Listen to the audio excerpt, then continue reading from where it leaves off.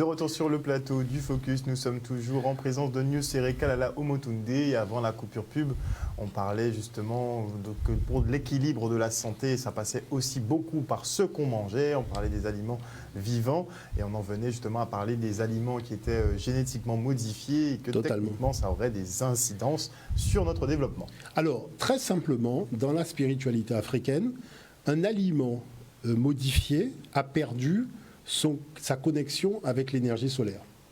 Ça, il faut le savoir. Hein. C'est-à-dire que l'aliment n'a plus le taux d'énergie qui a été prévu pour ce type d'aliment-là par la nature, ce qu'on appelle la grande maman de la nature.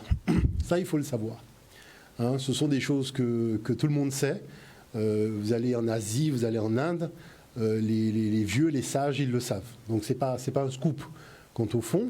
Donc c'est pour ça qu'il faut se méfier, parce que ça fragilise le fonctionnement biologique de l'être humain, tous ces aliments modifiés, et ça va entraîner un dérèglement du fonctionnement des organes. Parce que les organes dialoguent entre eux, mais à des fréquences. Et à force de jouer sur les aliments, on modifie les fréquences et ça désorganise les organes. Après, il y a la problématique de la pensée, parce que la pensée, les types de pensée, ce sont aussi des fréquences qui interfèrent par rapport aux organes. Donc on voit qu'en Afrique, il y a toujours eu cette idée où quand on vient chez le médecin, d'ailleurs j'en discutais encore il n'y a pas très longtemps, je crois la semaine dernière, où les personnes parlent d'abord de leur vie, de comment ça va avec le médecin, avant de commencer à parler des pathologies, parce que le médecin, il sait que le mental compte pour beaucoup dans la guérison. Et quand vous êtes dans la tradition occidentale, on n'a pas le temps. C'est à la chaîne, on ne discute pas. Et puis il y a aussi le fait que vous avez des traitements lourds, comme le cortisone, mais vous n'avez pas de tisane pour préparer le corps au traitement, et vous n'avez pas de tisane pour enlever les toxines du corps. C'est-à-dire que ça va rester là, alors que la personne est déjà guérie, alors que dans la médecine africaine, c'est quelque chose qui est inconcevable. Même dans la médecine. Il faut préparer le corps et après nettoyer le corps.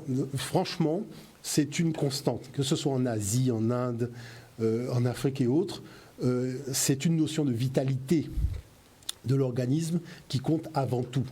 Hein, s'il n'y a pas de vitalité, il ne peut pas y avoir de guérison. Ça, c'est important. Après, il y a l'arsenal. Il y a l'arsenal pharaonique. Alors, avant de revenir à l'arsenal, sur la viande, on peut ou on ne peut pas? Puisque certains disent que ce sont des aliments morts et qu'il ne vaut mieux pas les ingérer. Alors, c'est-à-dire que dans la tradition qui est la nôtre, nous sommes quand même issus de la chasse, hein, des chasseurs-cueilleurs et compagnie. On a toujours gardé cette habitude de l'aliment animal, d'accord? Sauf qu'on ne chasse pas à n'importe quel moment, on ne chasse pas à n'importe quelle lune, mais on ne mange pas constamment de la viande, d'accord? Ça, ce sont les grands événements. On va manger de la viande peut-être une fois dans la semaine ou une fois dans la journée, mais la consommation régulière, non. D'accord. La consommation régulière, non. Non, ça, je dirais, mais c'est valable pour tous les pays du Sud, hein, d'une façon générale. Il y a quand même plus une alimentation portée sur les fruits et les légumes, sur les produits du sol, c'est-à-dire l'igname, le fouillis à pain, les choses comme ça, qui vont donner cet équilibre, cette force. Hein. Ce sont des sucres lents. Donc ça fait partie des choses que, comme les gens sont très physiques, donc ce sont des choses que le corps a besoin pour pouvoir bien fonctionner. Après, c'est vrai que, je dirais, on découvre aussi que les plantes ont du potentiel. Hein. Il y a véritablement, il y a des protéines végétales, il y a beaucoup de choses dans un certain nombre de plantes. Donc c'est ça qu'on va aussi utiliser de façon avantageuse. Puisqu'on voit bien que le bœuf, il y a de la viande, mais il mange de l'herbe. Donc je dirais à partir de là, il y a une réflexion qui est faite. Et le but du jeu, c'est de trouver cet équilibre. Donc ça, c'est important de le souligner. Alors on peut en venir maintenant à l'arsenal pharaonique. L'arsenal pharaonique, je dirais, ce sont des huiles. Hein, c'est très important. Il y a ce qu'on appelle le cumin noir, donc qui est l'huile de Nigel, qui est considérée comme l'huile miraculeuse de Pharaon.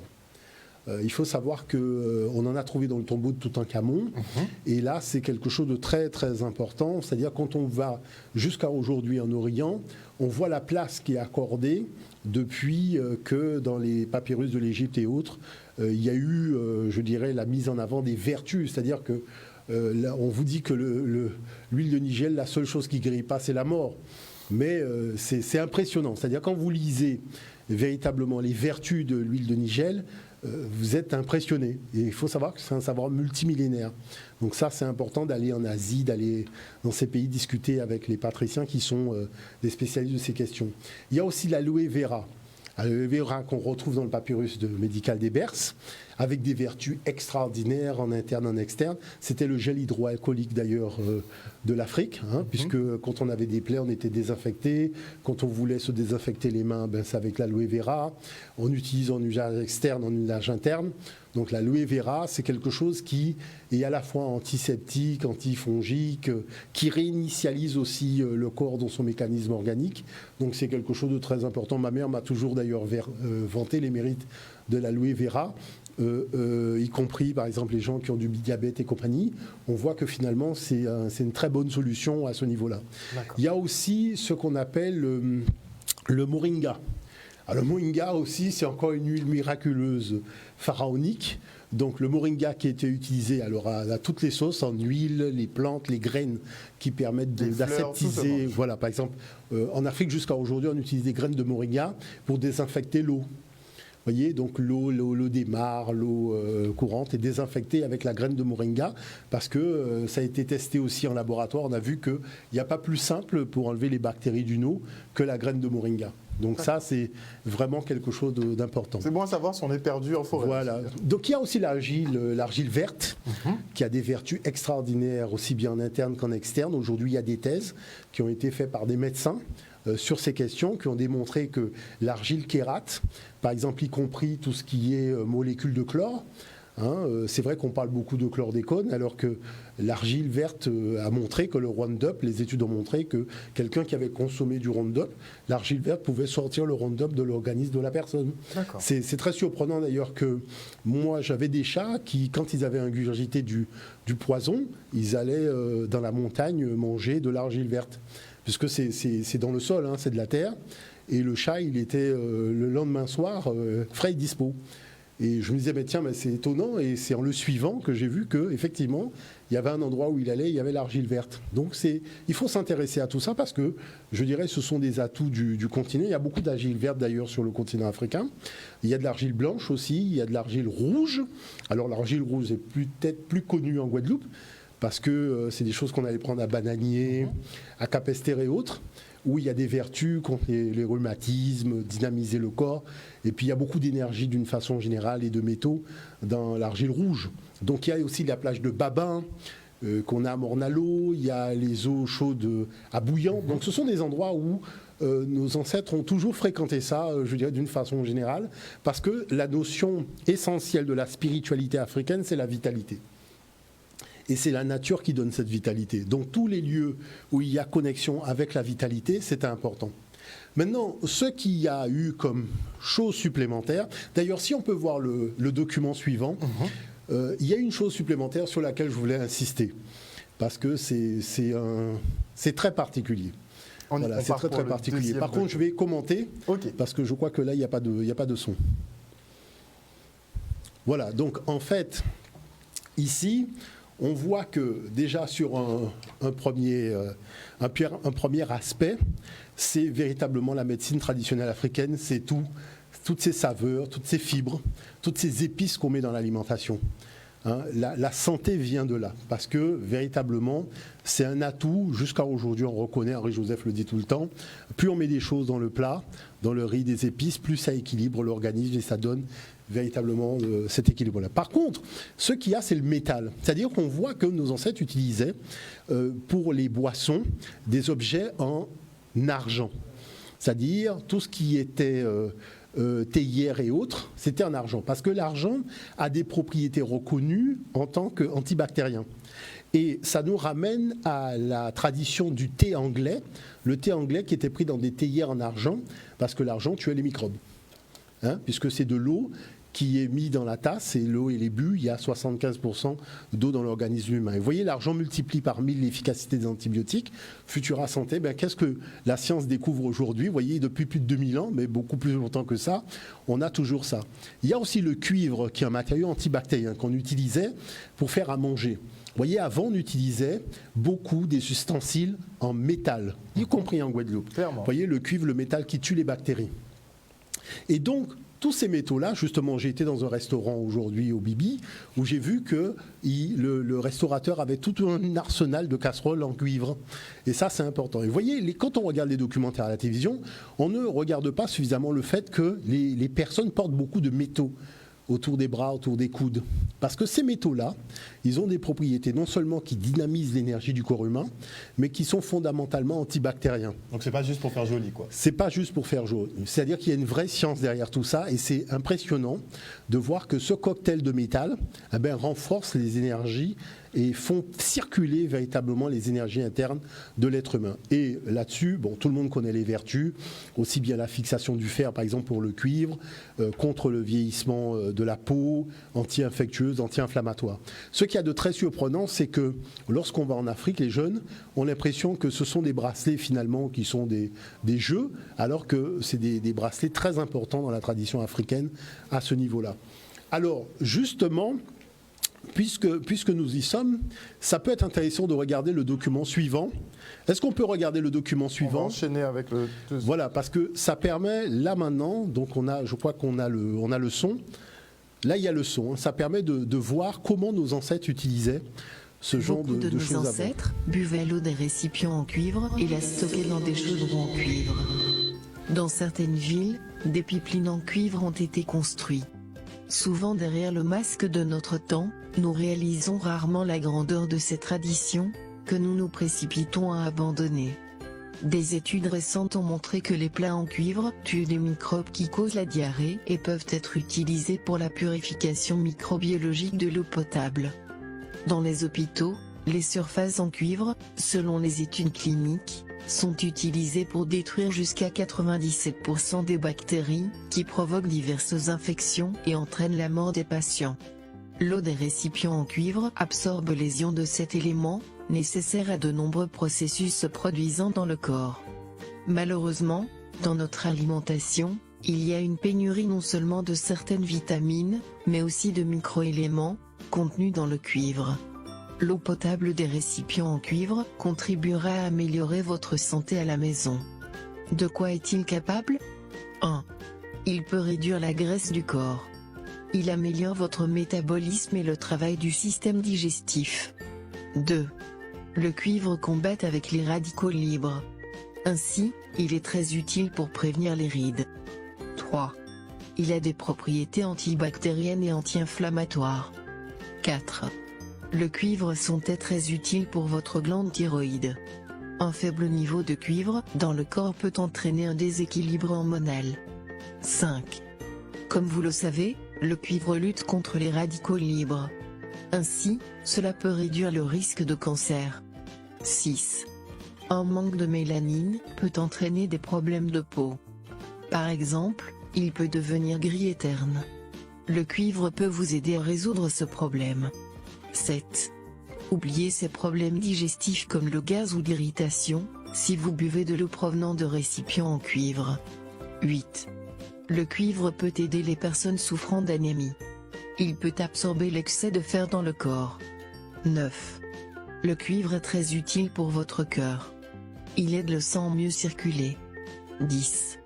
L'eau potable des récipients en cuivre peut également être très utile pour votre esprit. Il régule la gaine de myéline. 11. Le cuivre peut aider les personnes souffrant d'arthrite. Il renforce vos os et votre système immunitaire.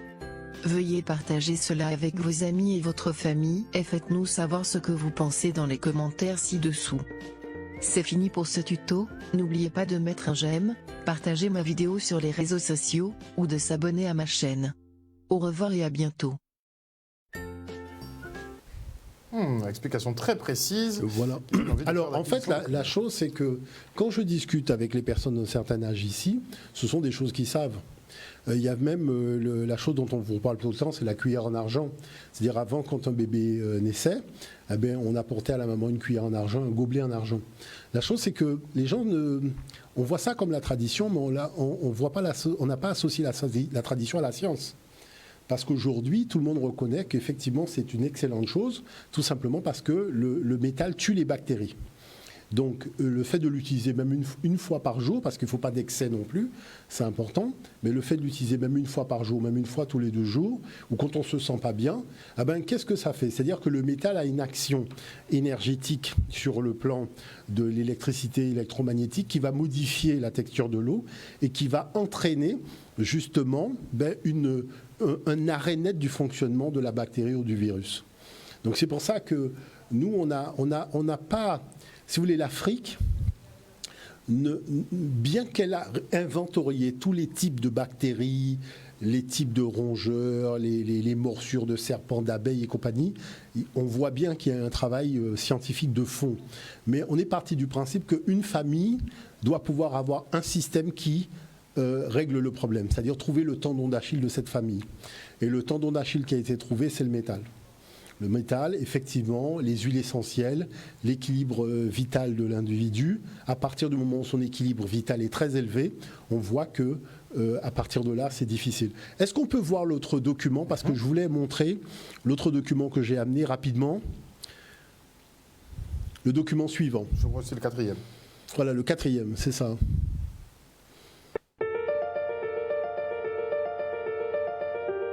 Le cuivre, c'est une très vieille connaissance des médecins.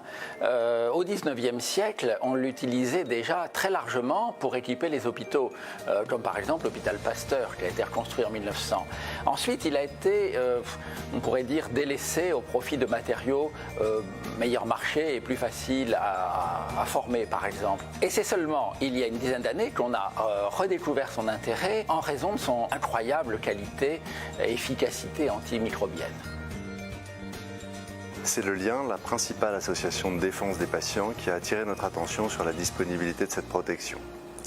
La reconstruction de la clinique Arago a donc été l'occasion de la mettre en place partout où les mains peuvent déplacer des bactéries. Ceci en fait le premier établissement au monde à en être entièrement équipé.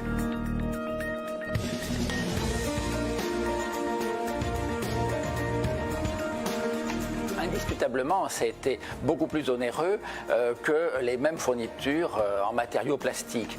Mais combattre les infections nosocomiales, qui sont notre véritable hantise en chirurgie osseuse, c'est notre priorité quotidienne.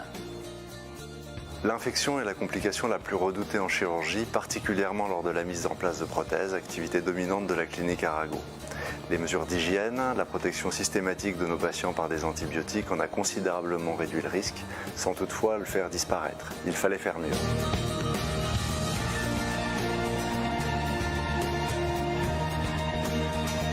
Les équipes soignantes sont sensibilisées, formées et évaluées constamment sur le risque de transmission manuportée. L'hygiène des mains ainsi que les précautions standards font partie de leur pratique professionnelle quotidienne. Les poignées de porte en cuivre ainsi que les mains courantes rajoutent une protection supplémentaire pour les non-professionnels qui sont amenés à pénétrer dans la clinique. Son efficacité a été démontrée dans les services de réanimation où le risque d'infection de patients fragilisés est majeur. Il sera plus difficile à mettre en évidence dans notre activité où il est faible, moins d'1%.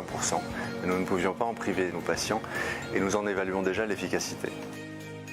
On a le plaisir de voir que les équipementiers accroissent leur gamme régulièrement chaque année, car il y a énormément de dispositifs utilisés dans l'hôtellerie hospitalière ou au contact des patients qui ne sont pas encore fabriqués en cuivre. Et il y a donc une demande vis-à-vis des fabricants de ce côté-là. La clinique Arago est très contente de jouer un rôle leader dans ce domaine.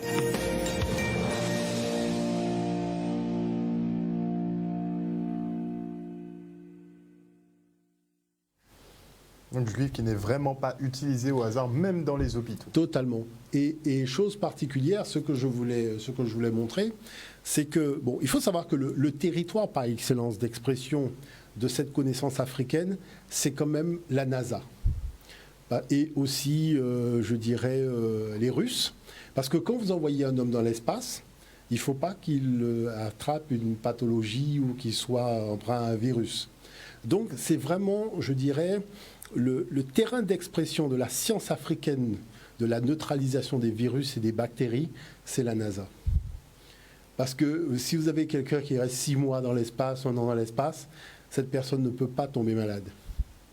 Pourquoi ? Donc, parce qu'il est en mission et on ne peut pas faire partir un médecin pour aller le soigner. Clairement. Donc, qui fait que toute cette science-là, des huiles essentielles, des métaux, des matériaux, vraiment, moi je vois quand je lis les documents de la NASA sur ces questions-là. Ils l'utilisent à plein régime. Moi, je ne montre pas ces documents parce que je dis, s'il y en a qui veulent jouer à l'intéressant, eh ben on va s'amuser. Parce que c'est intéressant quand on s'amuse tous les deux. Parce qu'on voit bien que quand vous prenez le nitrate d'argent, avec les problèmes d'infection au niveau des yeux qu'avaient les bébés, le nitrate d'argent est une solution de l'Égypte pharaonique. Vous avez nitrate d'argent hiéroglyphe. Et les experts qui ont repris le nitrate d'argent ont bien vu que les problèmes d'infection au niveau des yeux qu'avaient les bébés à la naissance ont été réglés en y adjoignant de nitrate d'argent. Donc aujourd'hui, on vend le nitrate d'argent avec ces références-là. Mais on n'en parle pas. Vous voyez ? Donc ça fait partie des choses. Il faut se poser la question pourquoi ? Parce que dans les années 70, on a sorti les antibiotiques en se disant que voilà, on va faire du grand business et ça va pouvoir résoudre finalement la problématique des infections et compagnie. Oui, c'était bien. Sauf que quand vous regardez les documentaires sur Arte, le soir tard à 3h du matin, vous vous rendez compte qu'on a fait n'importe quoi. Aujourd'hui, on s'est retrouvé face à des super virus qui résistent aux combinaisons d'antibiotiques. Exact. Et tout le monde est obligé de revenir à l'argent, au cuivre et au laiton. Pourquoi ? Parce qu'on ne s'en sort pas. Alors, c'est vrai que l'antilope, c'est de dire qu'on va mélanger l'antibiotique à l'argent. L'argent n'a pas besoin de l'antibiotique pour neutraliser la bactérie ou le virus. L'argent a toujours neutralisé les virus et les bactéries. Mais comme il faut défendre l'industrie, finalement, des antibiotiques, bon, on monte l'antilope, ce qu'on comprend. Voyez ? Mais il faut savoir qu'à Siboudou, on avait mis tout cela dans les literies. Maintenant, on met ça dans les vêtements. Je voulais vous montrer. En Amérique du Sud, on met donc les nitrates et tout ça, le cuivre dans les vêtements. C'était le dernier document, mais c'est pas grave.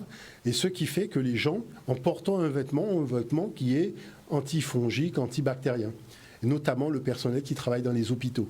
Donc on peut avoir des barrières de protection. Mais l'Afrique a toujours fait ça. C'est-à-dire qu'on utilise des matériaux.